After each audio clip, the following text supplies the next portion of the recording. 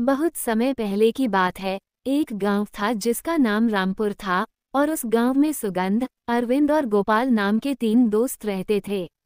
वे बचपन से ही साथ थे। वे एक साथ स्कूल जाते थे और एक साथ खेला करते थे। अरे, स्कूल के बाद आज राजू के बगीचे से आम तोड़ने चलें। क्या राजू का बगीचा? अगर उसने हमें देख लिया तो हमें भगा देगा। नहीं नहीं, मुझे उससे डर लगता है। मैं तो नहीं जाऊंगा। तो तुम आम कैसे खाओगे अगर तुम उससे डरते हो? जीवन रोमांच से भरा होना चाहिए, पर हमारे पास यहाँ ऐसा कुछ नहीं है। बगीचे से आम तोड़ना और उन्हें खाना एक अच्छा रोमांच हो सकता है।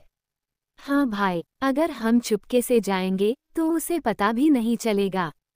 क्या ये गलत नहीं है कि जो चीज़ हमारी नहीं है उसे चुराना? अरे, तुम ये क्या कह रहे हो? अगर तुम चाहते हो तो हमारे साथ आ सकते हो, नहीं तो हम दोनों जाएंगे और वहाँ से ढेर सारे आम लेकर आएंगे। नहीं नहीं, मैं भी आऊँगा।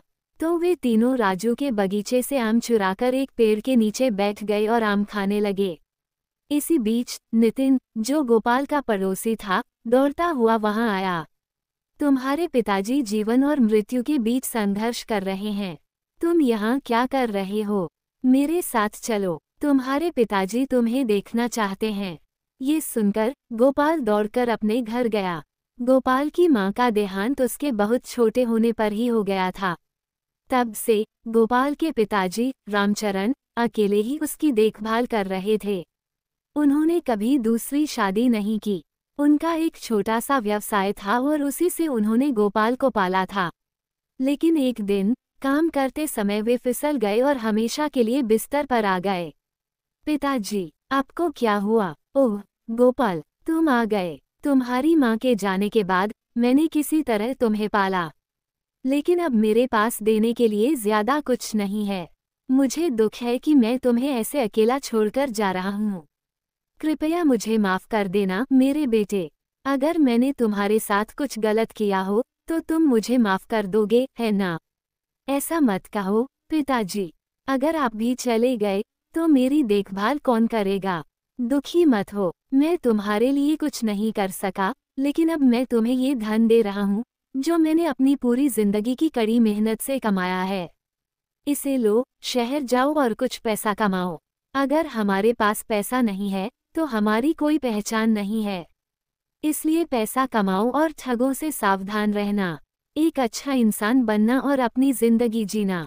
ये कहकर रामचरण ने अपने बेटे के हाथ में वह थोड़ा सा पैसा रखा जो उनके पास था और उनकी मृत्यु हो गई। गोपाल के दोस्त, जो अपने दोस्त के पिता की अचानक मौत से बहुत दुखी थे, गोपाल को सांत्वना देने आए। दुखी मत हो गोपाल, हम सब तुम्हारे साथ हैं। सुगंध, मैं पहले की तरह तुम्हारे साथ नहीं रह सकता। जैसा पिताजी ने कहा था, मुझे शहर जाना है और पैसे कमाने के लिए कोई काम ढूंढना है। ओह गोपाल, तुम क्या कह रहे हो?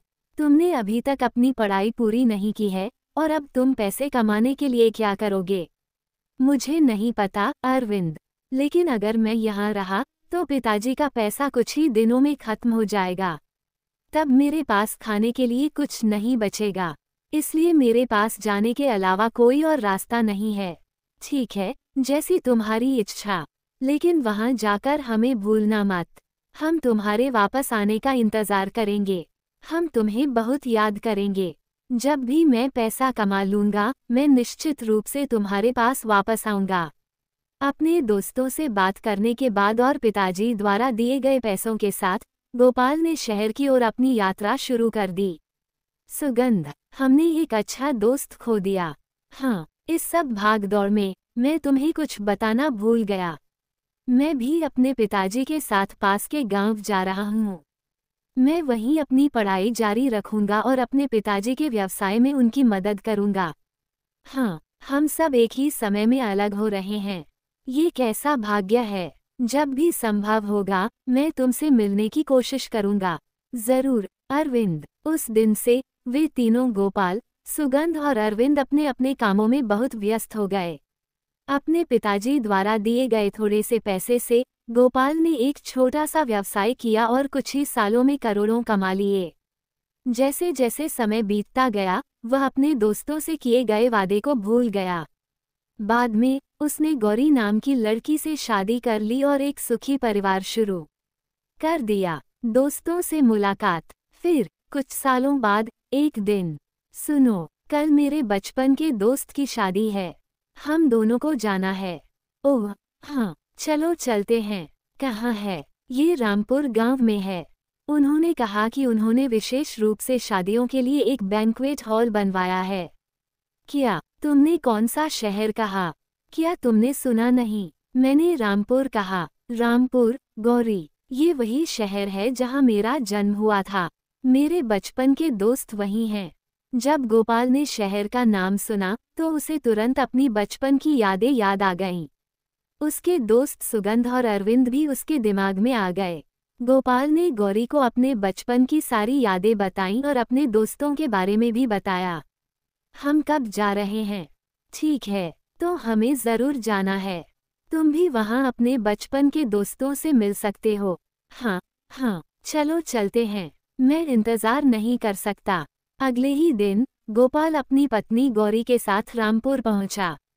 गौरी को उसकी दोस्त के पास छोड़कर गोपाल ने कहा कि वह अपने दोस्तों से मिलने जा रहा है और वहां से चला गया। सबसे पहले वह गांव में अरविंद के घर गया। जगह पर पहुंचकर गोपाल ने घर देखा और उसे अंदाजा हो गया कि अरविंद बहुत अमीर है और वह अरविंद का बाहर इंतजार करने लगा।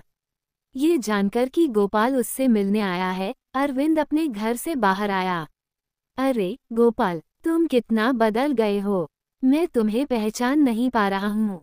हमें मिले हुए बहुत समय हो गया, तुम्हें देखकर बहुत अच्छा लगा। तुम कहाँ थे? ओह, क्या बताऊँ, जिस दिन से मैं यहाँ से गया, मैं काम में बहुत दिलचस्पी लेने लगा। मैंने कुछ छोटे व्यवसाय शुरू किए और भगवान की कृपा से मुझे हर एक में लाभ हुआ और मैं अपने लिए समय नहीं निकाल सका। इसलिए मुझे यहाँ आने में इतना समय लगा। यही बात है। वैसे तुम कैसे हो? मेरे दादाजी और पिताजी ने मुझे करोड़ों की संपत्ति दी है, इसलिए मैं खुशी खुशी उससे अपनी जिंदगी जी रहा हूँ। मुझे यहाँ कोई समस्या नहीं है। ओह, ये बहुत अच्छी बात है। तुम्हें इस तरह देखकर मुझे बहुत खुशी हुई। अच्छा, सुगंध कहाँ है और वह कैसा है? वह, जब तुम गांव से गए थे, तो वह भी अपने पिताजी के साथ पास के गांव चला गया था। तब से हम कभी नहीं मिले। ओह, ठीक है, तो चलो हम उससे एक साथ मिलते हैं। लेकिन आज मैं बहुत खुश हूँ, क्योंकि मैं तुमसे मिला। वे दोनों एक दूसरे से मिलकर बहुत खुश थे। उन्होंने अपने बचपन की यादें ताज़ा करते हुए कुछ समय साथ बिताया और दोपहर का भोजन करने के बाद गोपाल जाने के लिए तैयार हो गया।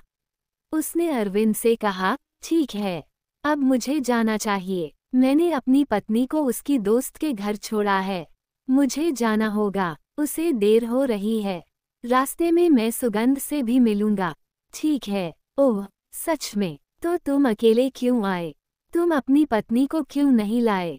दरअसल आज उसकी दोस्त की शादी थी, इसलिए वह नहीं आई। लेकिन जब भी तुम शहर आओ तो उसके घर जरूर आना।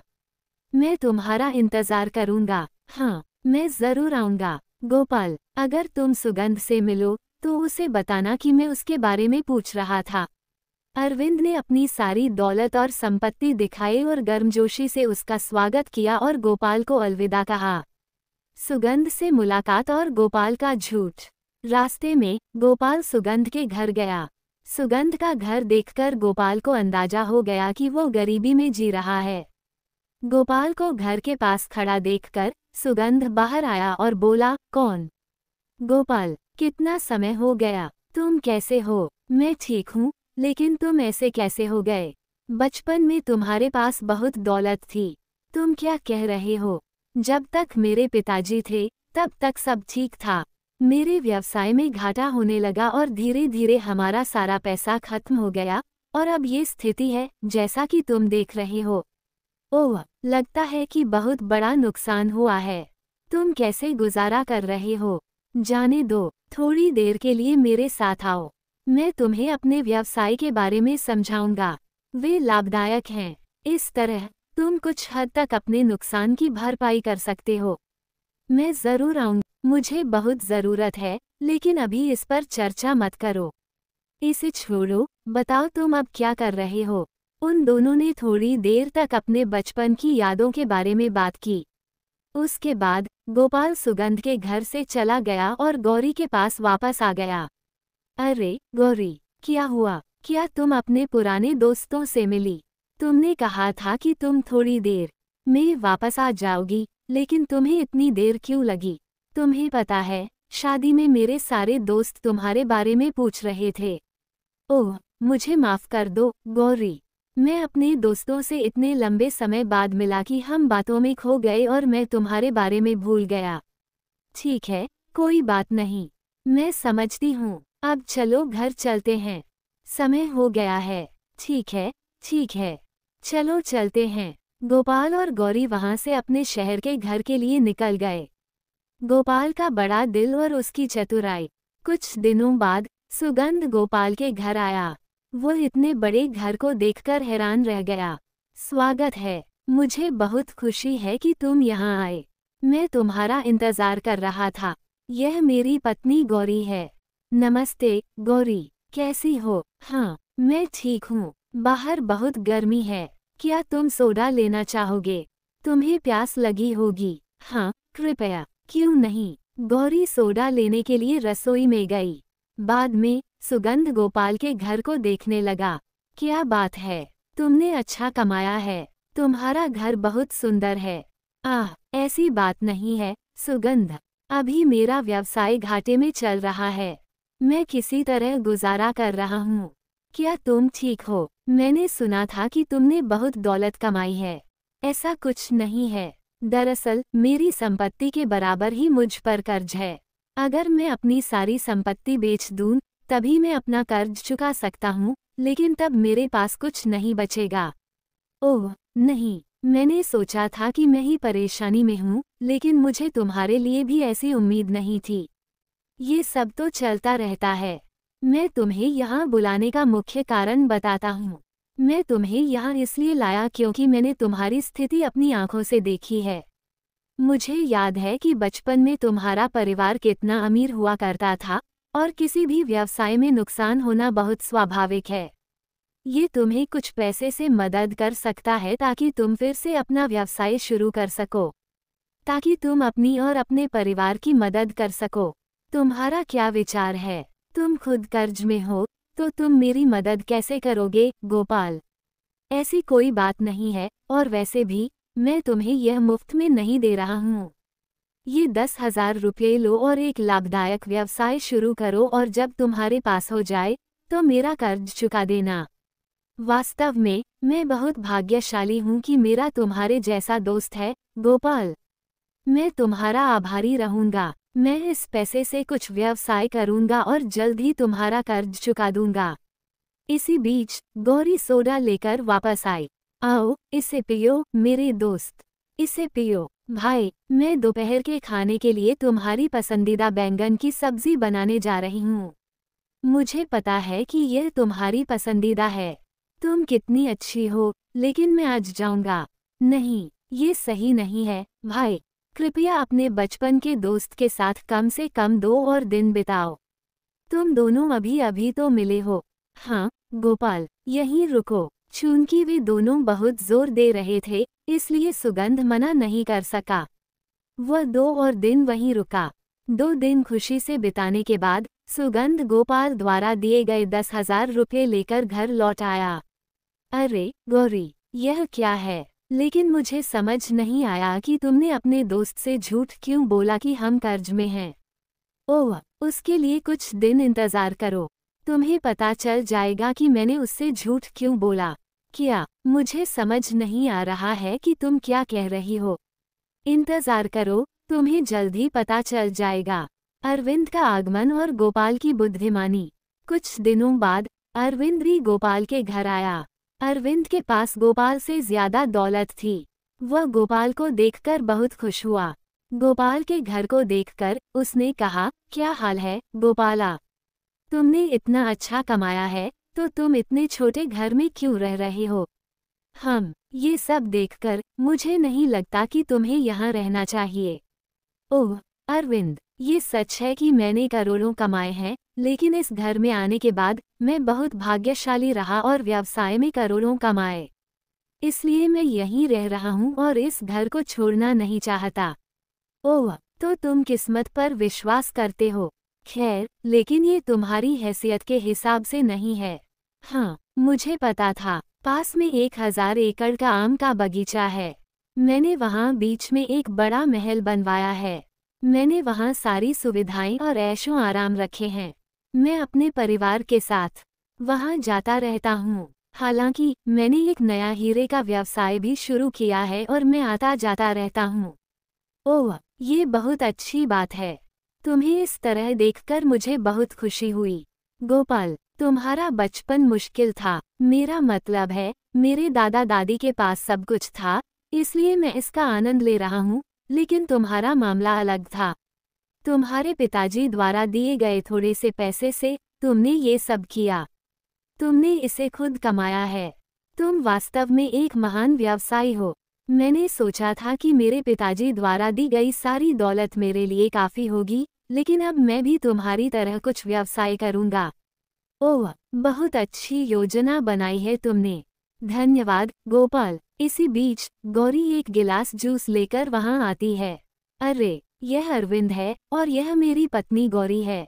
नमस्ते। ओह, नमस्ते। आप कैसी हैं? ये जूस है। मैंने इसे तुम्हारे लिए बनाया है। मेरे पति ने मुझे बताया कि तुम्हें ये पसंद है। ओह, उन्हें ये याद है। बहुत अच्छी बात है, बहुत अच्छी बात है। तो तुम कैसी हो? क्या ये तुम्हें परेशान करता है? अगर मेरा भाई तुम्हें किसी भी तरह से परेशान करता है, तो मुझे बताना। मैं उसे ठीक कर दूंगा। नहीं नहीं, दरअसल वह बचपन में आप लोगों के बारे में बात करता रहता है कि आप लोग आम के बगीचे से आम चुराया करते थे और ओह, वह बात। इसका मतलब है कि उसने तुम्हें सब कुछ बता दिया। तो मैं अब चलता हूँ। क्या? नहीं, कृपया बैठो। तुम कल जा सकते हो। नहीं, मुझे शहर में काम था। मैंने सोचा कि मैं तुमसे रास्ते में मिल लूँ, तो मैं यहाँ आ गया। मैंने तुम्हें देखा और मैं वास्तव में खुश हूँ। अब मैं आऊँगा और 1 हफ्ते के लिए रुकूंगा, लेकिन अगली बार। ठीक है, जैसी तुम्हारी इच्छा। अरविंद ने न रुकने का फैसला किया और बस थोड़ी देर के लिए वहीं रुका। इस तरह कुछ समय साथ बिताने के बाद अरविंद चला गया। उसके जाने के बाद गौरी गोपाल के पास आई और उससे कहा, सुनो, मुझे एक छोटा सा संदेह है। जब सुगंध आया तो तुमने कहा कि तुम कर्ज में हो और अपनी हैसियत को कम करके उसके सामने पेश किया, और जब अरविंद तुमसे मिलने आया तो तुमने कहा कि तुम बहुत अच्छी स्थिति में हो, जितना तुम्हारे पास है उससे कहीं ज्यादा। तुमने ऐसा क्यों किया? इसके पीछे क्या कारण था? तुम्हें उन दोनों से झूठ क्यों बोलना पड़ा? ओह, वह सुगंध हमारे घर मेहमान बनकर आया था। मैंने देखा कि उसने अपनी हैसियत की तुलना मुझसे की और बुरा महसूस किया। जब उसे लगेगा कि हम सारे सुखों का अनुभव कर रहे हैं, तो उसका दुख और दर्द दोगुना हो सकता है। वो हीन महसूस कर सकता है और इन 2 दिनों में मेरे साथ मज़ा नहीं कर पाएगा। इसलिए मैंने अपनी छोटी समस्याओं को बड़ी समस्याएं बनाकर पेश किया और कहा कि मैं भी समस्याओं का सामना कर रहा हूँ, ताकि वह सोचे कि मैं भी परेशानी में हूँ। इसलिए सुगंध उन दिनों मेरे साथ बहुत सहज था। मैंने उसे 10,000 रुपये दिए, यह उम्मीद करते हुए कि एक दोस्त के रूप में उसे आगे बढ़ना चाहिए। आखिरकार वे मेरे दोस्त हैं। सब अच्छा है, लेकिन सुगंध को सहज बनाने के लिए तुमने झूठ बोला, लेकिन अरविंद से भी झूठ क्यों बोला, यह मेरी समझ में नहीं आया। वह अरविंद एक करोड़पति है। संभावना है कि वह हमें नीचा देखेगा। इसलिए अपनी स्थिति को बड़ा बनाने के लिए मैंने कहा कि हमारा स्तर उससे ऊंचा है, और मैंने उसे वह सब बताया जो तुमने कहा है। तुमने जो कहा वह सच है, लेकिन क्या तुम अपने दोस्तों से झूठ बोल रहे हो? ये गलत नहीं है। मैंने यहाँ कुछ भी गलत नहीं किया है और मैंने किसी को धोखा नहीं दिया है। मैंने ऐसा कुछ नहीं किया जिससे उन्हें नुकसान हो। मैंने कुछ शालीनता का उपयोग करके उन दोनों को खुशी से जीने दिया। मैंने उन्हें नुकसान पहुंचाए बिना ये किया। मेरी समझ में नहीं आया। वह अरविंद एक करोड़पति है। संभावना है कि वो हमें नीचा देखेगा। इसलिए अपनी स्थिति को बड़ा बनाने के लिए मैंने कहा कि हमारा स्तर उससे ऊंचा है और मैंने उसे वह सब बताया जो तुमने कहा है। तुमने जो कहा वह सच है, लेकिन क्या तुम अपने दोस्तों से झूठ बोल रहे हो? ये गलत नहीं है। मैंने यहाँ कुछ भी गलत नहीं किया है और मैंने किसी को धोखा नहीं दिया है। मैंने ऐसा कुछ नहीं किया जिससे उन्हें नुकसान हो। मैंने कुछ शालीनता का उपयोग करके उन दोनों को खुशी से जीने दिया। मैंने उन्हें नुकसान पहुंचाए बिना ये किया। दूसरों की खुशी के लिए झूठ बोलना उतना बुरा नहीं है। तुमने जो कहा वह सच है, लेकिन दूसरी ओर तुमने झूठ बोलकर जो मदद की, उसके कारण सुगंध ने अपनी कठिनाई से हतोत्साहित न होकर एक नया व्यवसाय शुरू किया।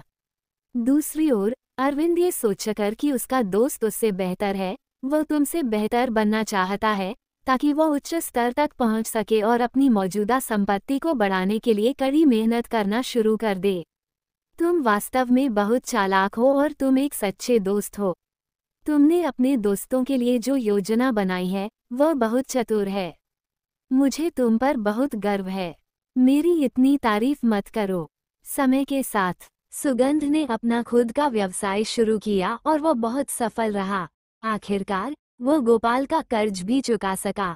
अरविंद भी अधिक दृढ़ हो गया और अपने व्यवसाय का विस्तार किया।